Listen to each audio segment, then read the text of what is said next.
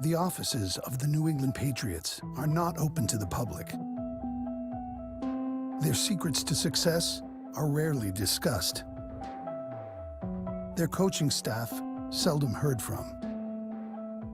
Until now.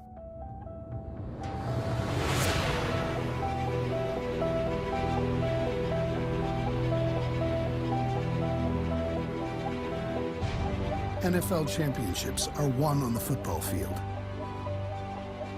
But they are designed inside buildings like this one. These are the architects of the 2014 New England Patriots. Their jobs are complex. Their goal was simple: to win a championship.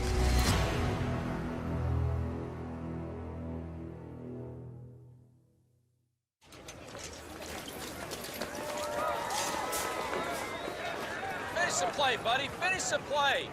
That's your job. Do your job. Let's go fundamentals. Bill Belichick demands that of his players. Don't let them inside. Flatten them out. That's a nice job, High. And also his assistants. We'll go to him with new ideas all the time, or what we think are new ideas, which is stuff that he probably just ran 30 years ago or 20 years ago. I mean, this is just a throw it out there and see how He wants you to disagree. He respects that. He listens. Yeah. What do you think about... Sometimes in the back of your mind, you're going, okay, this is a first ballot Hall of Fame coach, and you're just telling him, hey, this is messed up. It's like every play is like a blow the whistle, Xerox, do it over, you know what I mean? Yeah. He trusts us, and then he demonstrates that by allowing us to go out and make decisions. Yeah, okay. That's a good idea.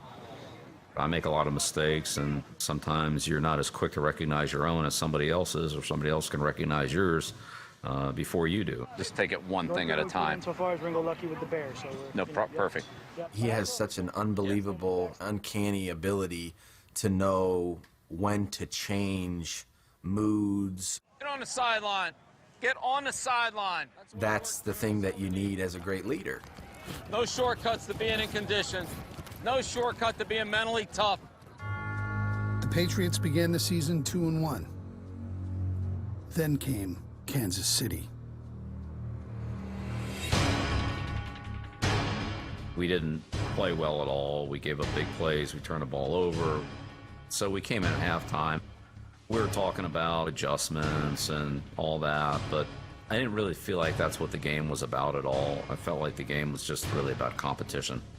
And that's what I told the team at halftime. I said, this second half is going to define our season. You know, I want to see what kind of football team we have. I'm not that concerned about the score. Until we start competing better, until we start playing harder, all the X's and O's and adjustments and all that aren't going to make any difference. On the scoreboard, it only got worse.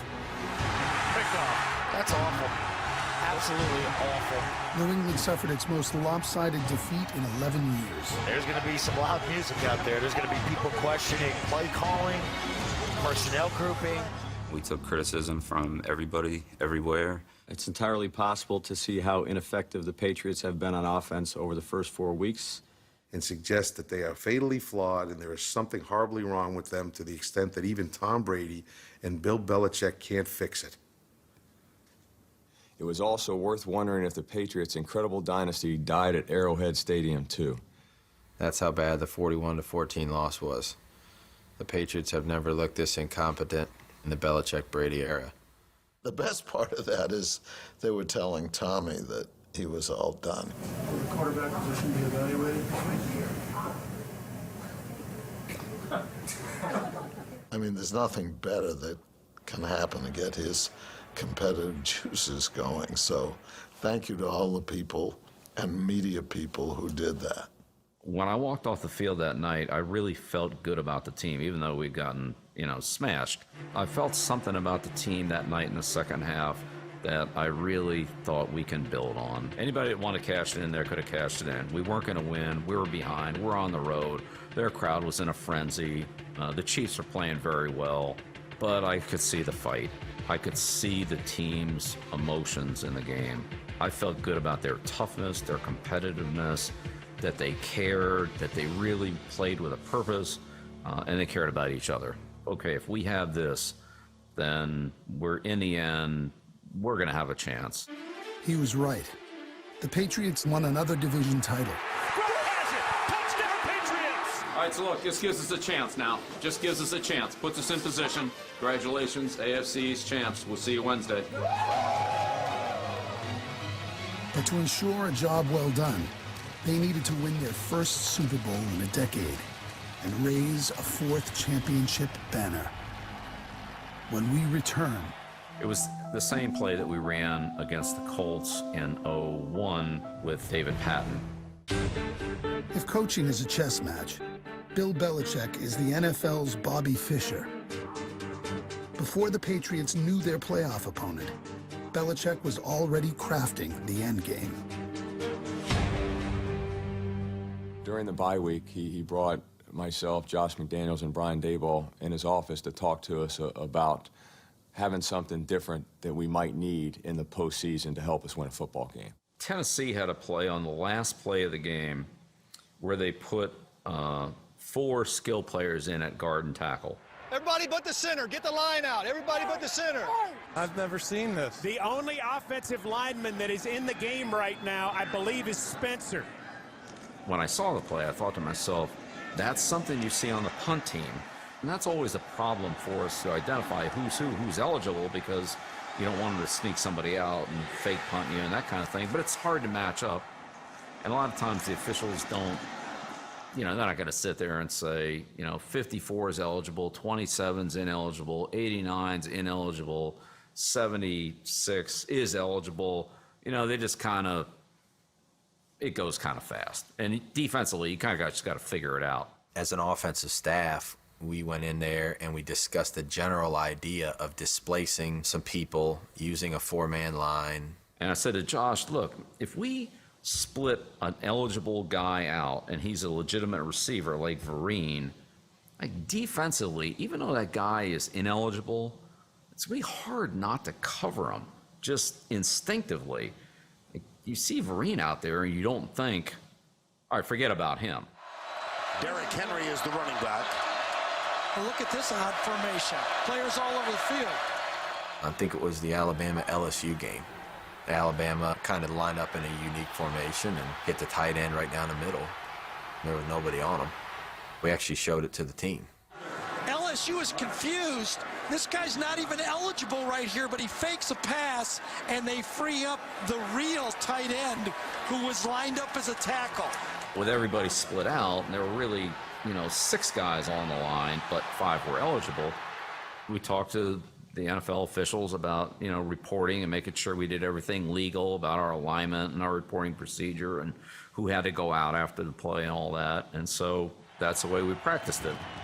The ineligible receiver formation with running back Shane Vereen was named Baltimore. But the play remained uncalled until New England fell behind 28-14 in the third quarter. That could be your ball game right there, folks.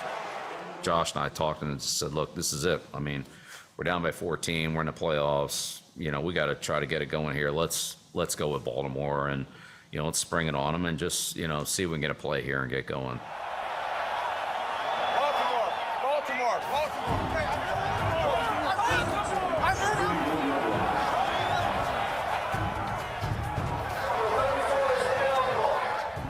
It's the first time in my career, coaching 24 years, they only have 4 offensive linemen on the field.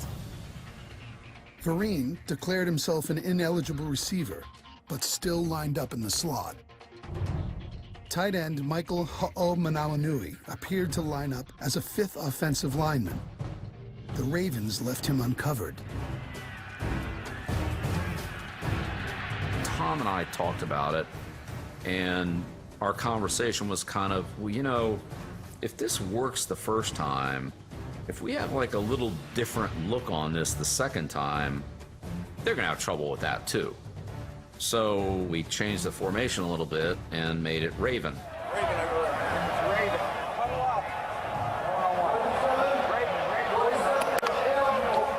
Ho'omanawanui declared himself an ineligible receiver, and once again, Tom Brady found an open man on the other side of the field. You guys are getting your money's worth of them formations. Illegal? Yeah, they're illegal. There's really no doubt about the rule. We didn't do anything that, is in any way in violation of the rules. It's just a tough look, I would say. Marine as he broke the huddle, telling him that that guy right there is ineligible. But defensively, not very much time to react to that. We waited until the second half, purposefully, so they didn't have an opportunity at halftime to talk about it.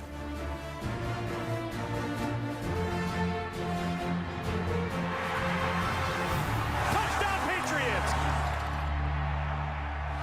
Oh, John Harbaugh is livid about this one. We figured that, okay, now they're going to go to the sideline. Like, now they got to spend time talking about this. And now the next series, we're not going to run it, but, you know, maybe that'll distract them a little bit and so forth. They don't know the difference between whether Holy is ineligible or Shay's ineligible. Hey, whatever it takes to get a spark, get it rolling down the field, then we go back into our regular offense. You know, we're down by 7, right?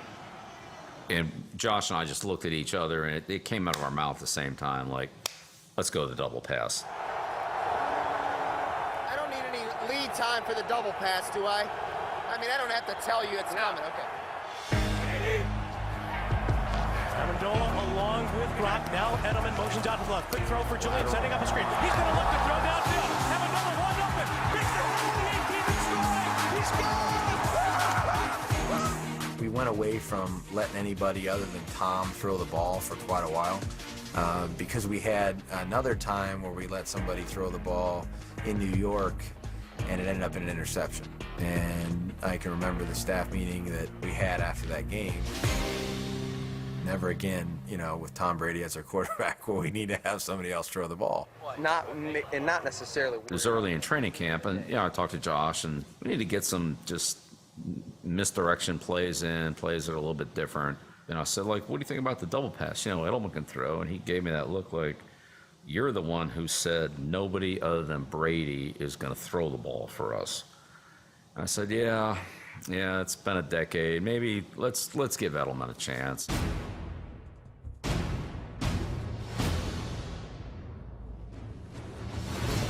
Of course, any time that Edelman hit it, then he would come into the meeting after practice and, you know, have ice on his shoulder like a quarterback would. And, you know, coach, got to take care of my arm. It was actually run in the Kansas City game, and we had a second option on the double pass that if we didn't get the defensive look, that we would opt out of the double pass and then we would go to our slant route at the bottom to Brandon LaFell. You can see up top, Danny Amendola telling him to stop, to not show the double pass. We don't run the double pass. You can't tell we're doing it at the bottom. And Brandon LaFell, ironically, scores on this play.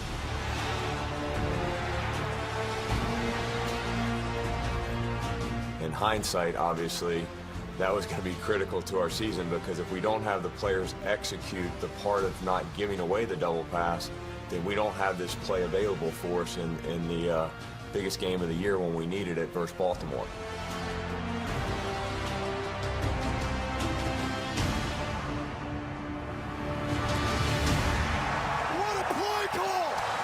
They have been keeping that one under wraps for a long time. When the Patriots designed their game plan for the AFC Championship against the Colts, the staff revisited a lesson learned from their Week 11 victory in Indianapolis.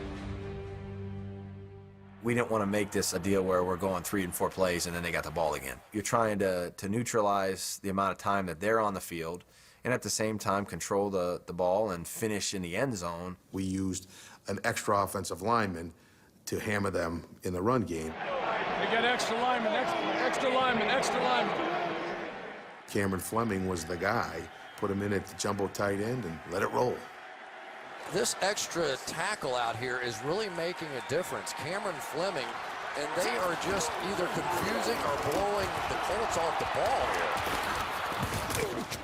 Jonas Gray helped defeat the Colts with 201 rushing yards and 4 touchdowns.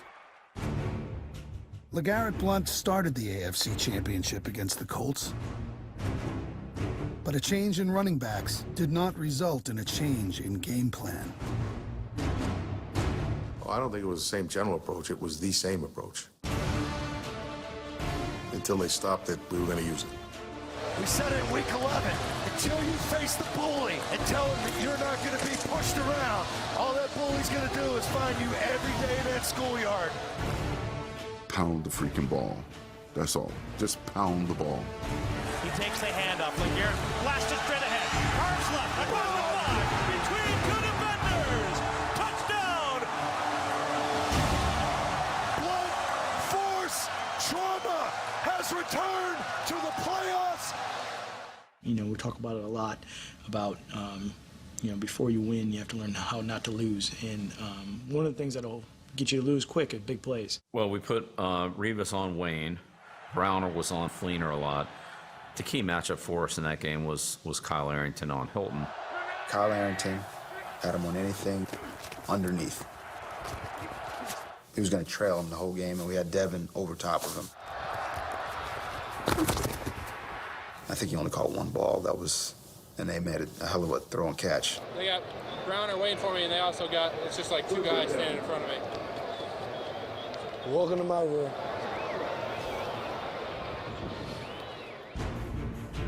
Like in the Baltimore game, the Patriots caught their opponent off guard with an unorthodox formation. We've been using Fleming as the eligible lineman, and so we made a switch there. Nate was the eligible guy. Fleming was ineligible. We put a tight end in on the other side, and it looks like he's the tackle, even though he declared himself eligible. You know, it looks like he's still lined up in his original position, although technically he's eligible. Nobody covered. Double stack to the right, Blunt in the back. With Brady pulls away. Play fake to Blunt. Quick throw to a tackle out of the shoulder. Across the 5. Nate barreling over the defender. Touchdown, Patriots! Congratulations to the AFC champion, New England Patriots. Jim, I only have one thing to say. We're on to Seattle. When we return, I read something online related to reports coming out of Indianapolis and just sort of chalked it up to sour grapes at the time.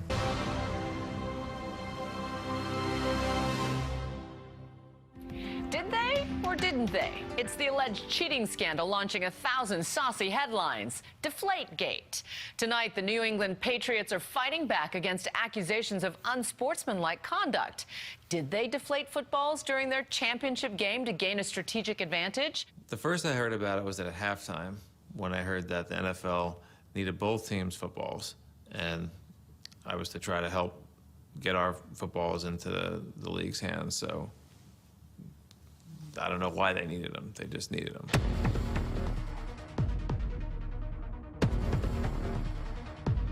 You know, at first I didn't really give it too much thought. I'm thinking, okay. And then as more attention seemed to be given to this, it was kind of like, you know, is this going to be a story? What happened during the course of the game to potentially cause a deflation? Well, we go to the ideal gas law, okay, which is PV equals NRT. It became a media frenzy and a tremendous distraction. Why would he take a bag full of balls into the bathroom with him? I mean, nature calls right then. He takes his responsibility seriously. Yes. Don't let these out of your sight. It pisses you off that it becomes the whole focal point of everybody that talks about you. You know, a good football team has got to be like a racehorse. You got to have the blinders on, going straight ahead. It did matter, but it didn't matter because somebody else was handling it. Bill was on that. He told the team point blank, don't concern yourself with this. You have to focus on what your job is. For our jobs, as you know, assistant coaches, we were grinding. That week was a game plan week for us. It was like we were playing on Sunday. So for 3 straight days, he's dealing with the ball, and we know he would have liked to be in there where he's at his best, and that's in the film room of devising a game plan to help us win a world championship.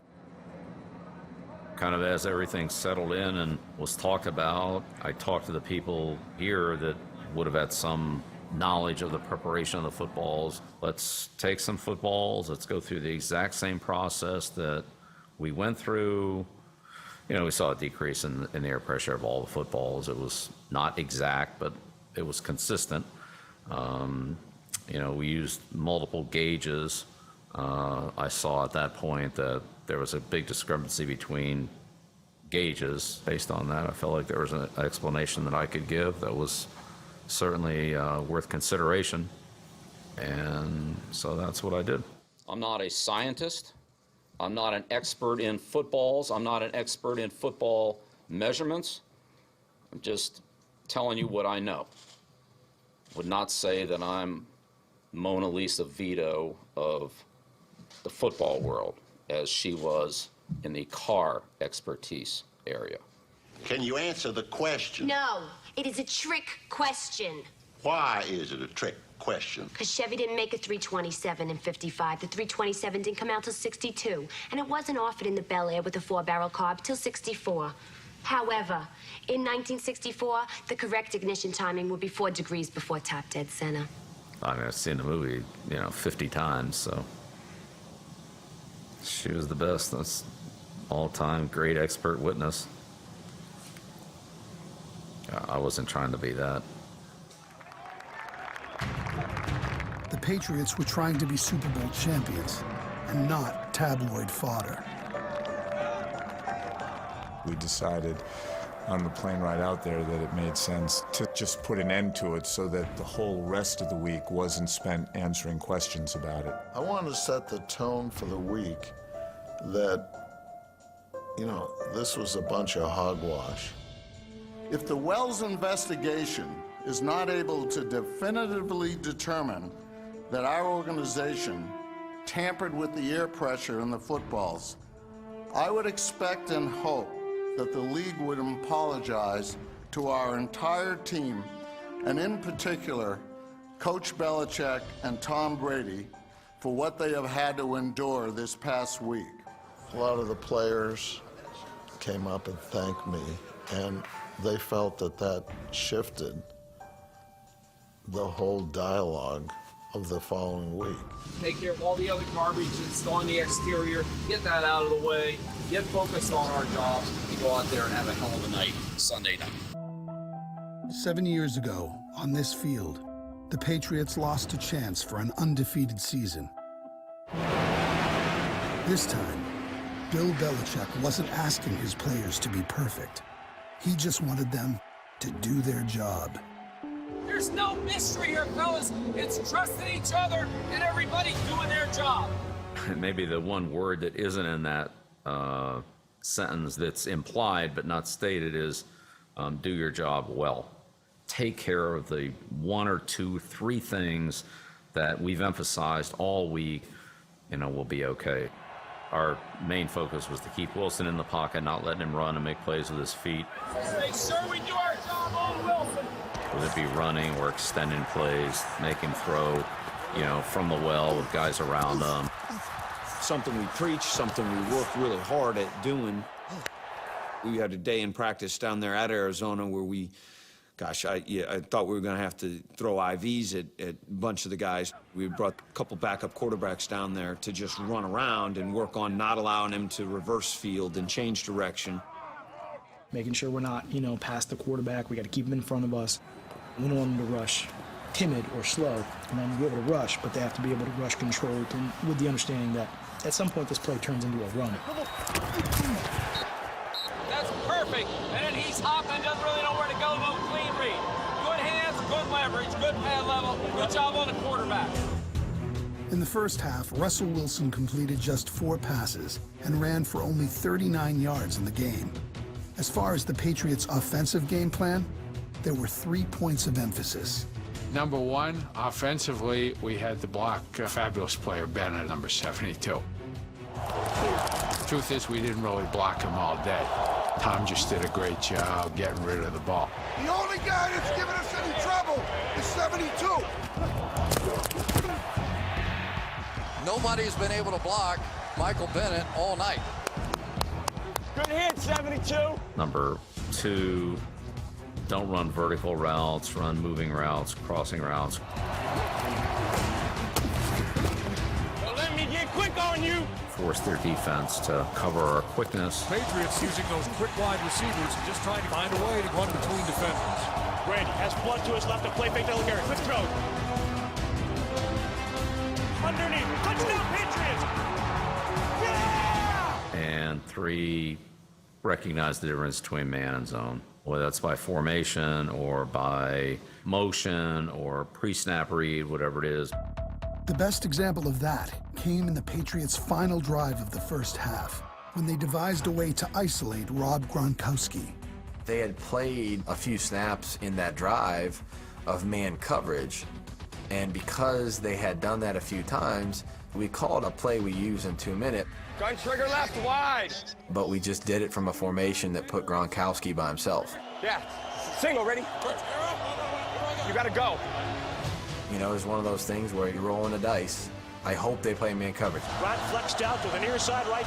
Now, if they didn't play man coverage, it was going to be Sherman over there on him, and the ball would have probably gone somewhere else. When we broke the huddle and Sherman came over to the other side of the field and Wright walked out on him, I think everybody on our sideline knew where the ball was going to go.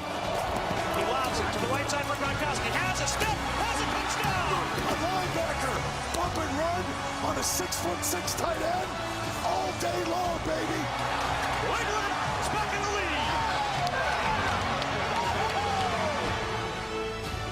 But the lead wouldn't last, and in the fourth quarter, the Patriots trailed by 10 points. Hey, we've been in worse situations than this, huh? Come on now. I never worry, because we have Tom Brady, the ninja. Bottom line is, you give him time, he'll make things happen. Nobody's better. Lead us, baby. Let's go. Shotgun snap to Tom. Play fake to Blunt. Shuffles left. Fires back to the end zone. Touchdown, New England! Danny Amendola! Fight! That's what makes you guys what you are. A continuous fight. Keep going. We got a lot of football to play. All right? Guys are making plays because you're giving them a chance.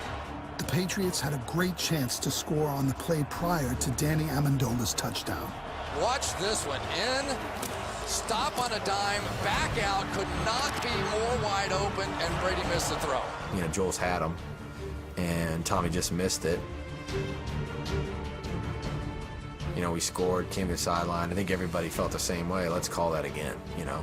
Yeah, Tommy definitely said, hey, come back to that. It's a great call. Come back to that again. Tom Brady and the Patriots looking for a fourth quarter drive to take the lead here at Super Bowl 49. Hey, we need a big championship drive. That's what we need. In a quarter in which he completed 13 of 15 passes for 124 yards, Brady's final throw came on a play he had already run. Top short drop, looks left, throws for Edelman, touchdown! Worked brilliantly before. Brady missed the pass, come right back to it, and Edelman gets it done. But it was a play he and his teammates had never practiced. That play was put in the night before in a ballroom in a walkthrough setting. Hey, what up, buddy? How's everything? Good, yeah. Sometimes what we do is if we're going to add something on a Saturday night, we don't even make a big deal out of it. We say, hey, guys, you know, we're going to add this, and our guys are tremendous. They don't flinch. It's, okay, you got it. Having the courage to draw up a play at the 11th hour might win you a Super Bowl. But as the Patriots know all too well, it's the plays no one could ever imagine that can lose you one. Russell in the pocket. Russell for Carson. That's broken up again. And, did he wind up with a football? I saw the ball go up. I thought Malcolm deflected it, and it was incomplete. That was my first reaction. I see it batted, and I feel great. Boom, it got knocked up. And then I look, and I don't see the ball bouncing around on the ground, and I think, did he just catch that? He caught it! He caught it! He caught the ball! Unreal! A catch by Kershaw McCarron, and the ball knocked away by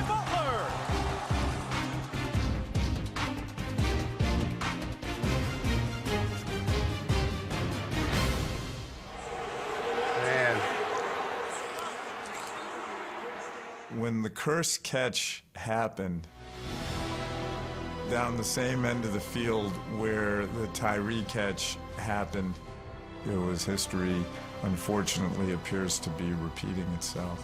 Yeah, here we go again. Here we go again. In this place again. Your heart stopped. I can't believe this. Holy crap, like that actually happened? Can you believe this? I just said, oh, we have no effing luck.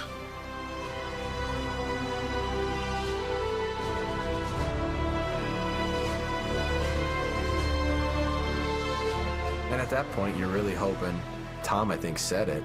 You know, defense gotta make a play. D's gotta make a play.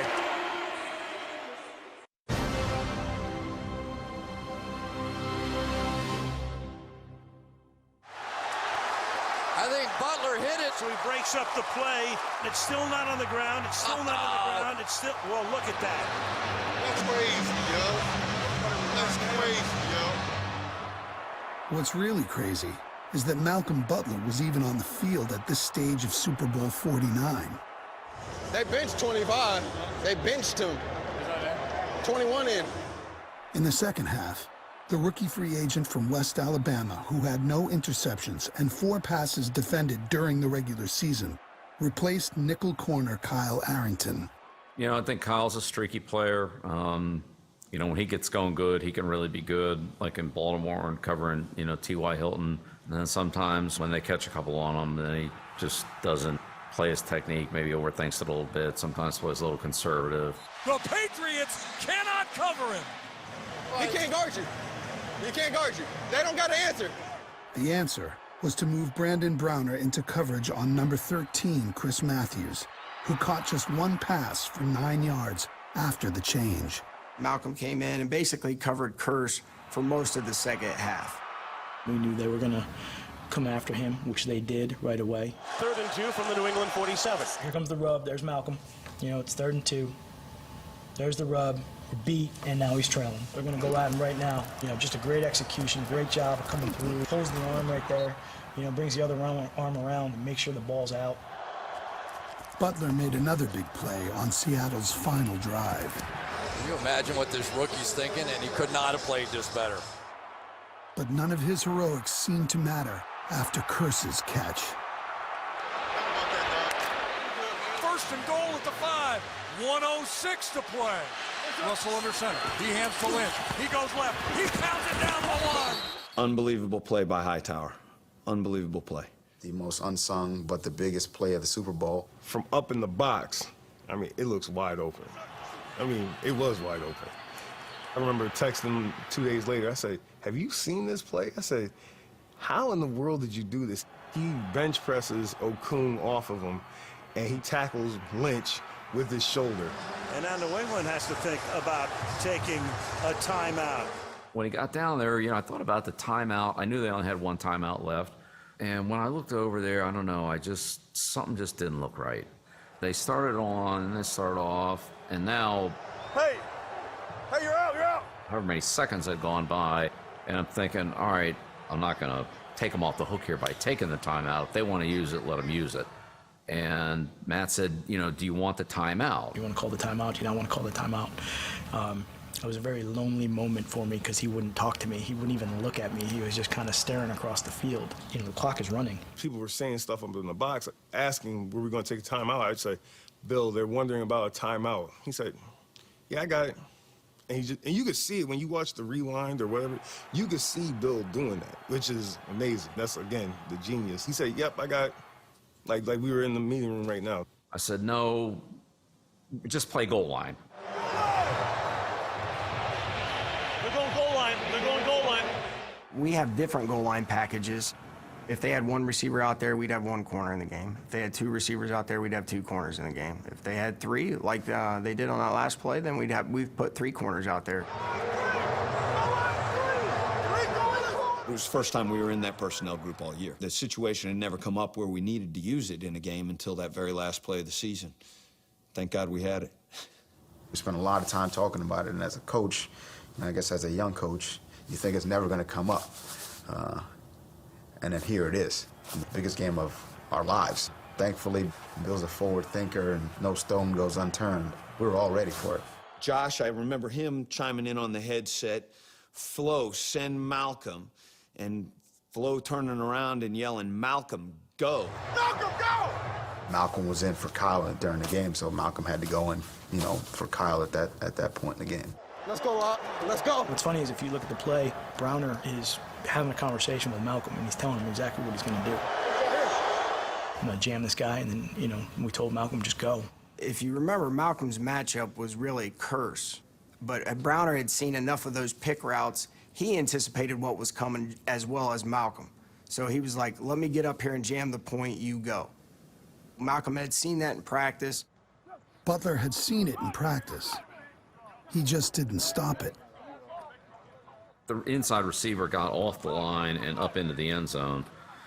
Malcolm didn't really have enough awareness for the play, so he had to go all the way around behind the receiver and the defensive back, and there was just too much space. It was an easy touchdown. So the coaching point was, if they're close enough together, then you've got to be ready to get over the top, and the defender on the inside guy's got to jam him so that he can't pick the corner going over the top.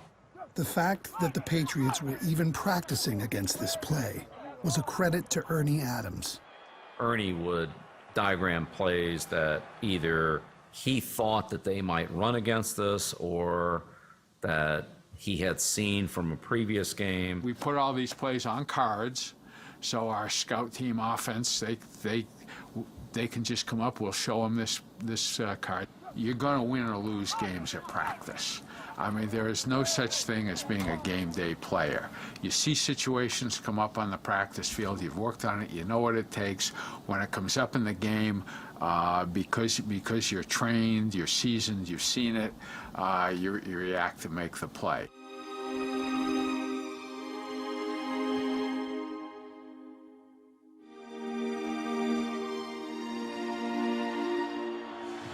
Second down and goal from the 1.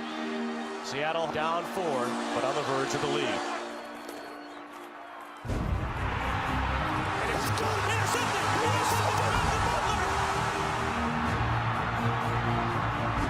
What happened?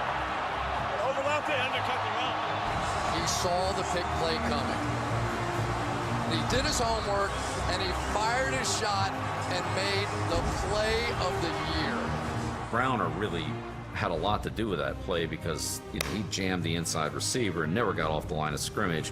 And Malcolm anticipated the play that he didn't anticipate as well in practice. I wish I could say that everything we did worked out as well as that. Obviously it doesn't, but we do try to make sure we're ready for anything that's going to come up on a Sunday.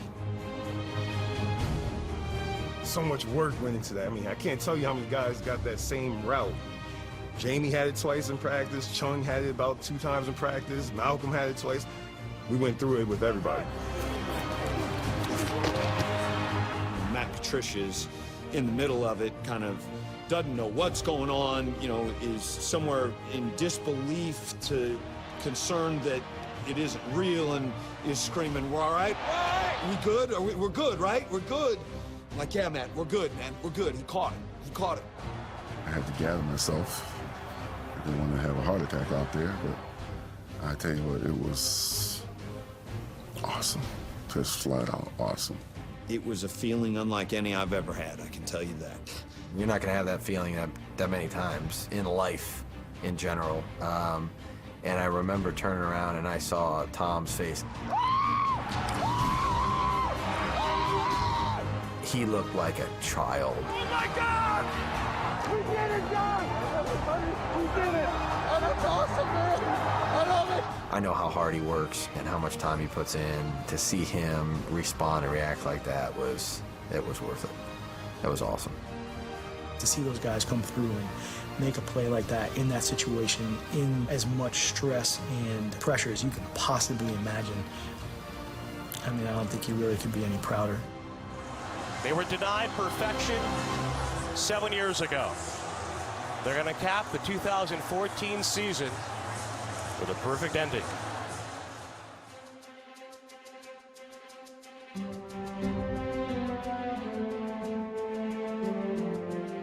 You dream about that happening as a coach.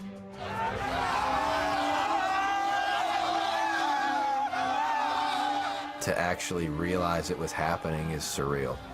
This is cool, You're like, I'll remember this forever. I told the defense back in training camp, I described to them what I felt the first time I held the Lombardi Trophy. With the exception of holding my 2 kids the first time they were born, it's probably the most vivid memory I have. And I stood in front of them, talked about the weight of it, it's top heavy. It's heavy now! It's heavy at the top! Hold that trophy! It's going to be really dirty. There's going to be fingerprints all over it. You're going to kiss it anyways because you don't care. Let me kiss it. We bonded for life with that win. That's a family atmosphere. That's what makes it so special, and that's why you got a bunch of guys running out there telling you they love each other. I love you, man. You did it, bro. I love you. I love you. Bro, yo! Love you too, man. Yeah. It was raw. It was real. Love you, guys. I love you too. Love you, guys. The champs, baby. And I think it was unique for other people to see it, although it wasn't unique for us to hear it. I love you, buddy. We have gone well past, I'm too proud to tell somebody I love them. Love you, man. It's okay to tell the guy next to you, if you really believe it, that, man, I love you, I'll do anything for you. And that's what they have here. And that's why the New England Patriots win football games. I want to thank the great coaching staff, the players, because we are all Patriots. And tonight, once again, the Patriots are world champions. It's a team that cares about each other. There's a lot of love for each other. We've sacrificed a lot for each other, and happy for all of them. Very happy for all of them. Great job. What a win. Great job. It took every second. You damn right. Way to go. I'm so happy for you. You too. I'm happy for you. I think that shows you how unselfish he is. And again, it's just another great demonstration of how tremendous a leader he actually is. Because in the heat of the moment, there's a lot of people that want to take credit for things. Did you ever think you were going to get your hands on another one of those, Coach? Sure did with these guys. We got a great team. We got a lot of great players. I love these guys. And here he is deflecting it totally onto the people that deserved it the most. Thanks for doing this for me. You gave me the best year of my life. You know what? You guys went out there and won it. It's a player's game. I'd do anything for you, Coach. I'd do anything for you. They're the ones who make it possible. The game's between the lines. They have to make the plays. They carry the fortunes of the team with them, with their decisions, with their execution, and it's hard. It's hard. The short amount of time that they have to make so many critical decisions on every single play, that's why pro football players are pro football players. I have all the respect in the world for those guys that can do that. My high school coach, I'll never forget him talking about how players win them and coaches lose them, and there's a lot of truth to that. The real truth is that this coach and this team won together because each man did his job. You know, in the end, that's the feeling that I want all of us to have, is if I go out there and do my job, I'm very confident in the guys beside me doing theirs. Let me go out there and do the best job I can do it, what I have to do, then that's my contribution to the team.